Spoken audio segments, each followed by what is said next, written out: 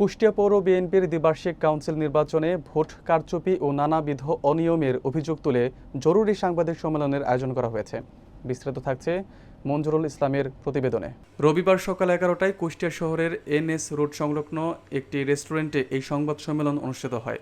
বক্তারা অভিযোগ করেন, গত 27 জুন কুষ্টিয়া সরকারি কলেজ প্রাঙ্গণে অনুষ্ঠিত ভোট গ্রহণে ভোটার তালিকা জালিয়াতি, জাল ভোট প্রদান, ভোট গণনায় ভুল এবং গঠনতন্ত্র বিরোধী কার্যক্রম সংঘটিত হয়েছে।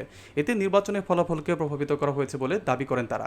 সংবাদ সম্মেলনে মূল বক্তব্য উপস্থাপন করেন সভাপতি পদপ্রার্থী ও জেলা বিএনপির সাবেক যুগ্ম সম্পাদক কাজল মাজমাদার। আরও বক্তব্য রাখেন মোহাম্মদ বশিরুল আলম চাঁদ, মোহাম্মদ মিরাজুল ইসলাম রিন্টু, মেজবাউর রহমান পিন্টু এবং এস.এম. গোলাম কবির।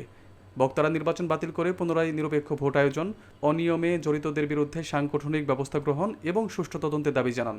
সংবাদ সম্মেলনে বিএনপি ও অঙ্গ সংগঠনের নেতাকর্মী ও সাংবাদিকরা উপস্থিত ছিলেন।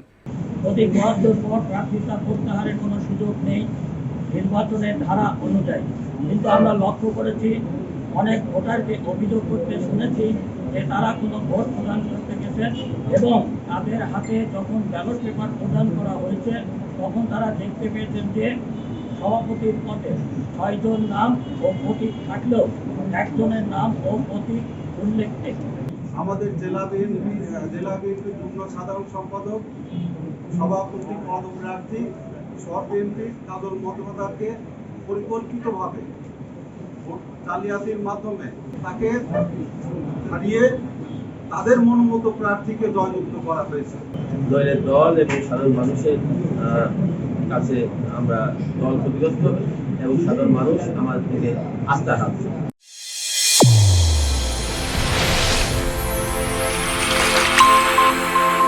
চ্যানেল A1 হৃদয়ের স্পন্দন।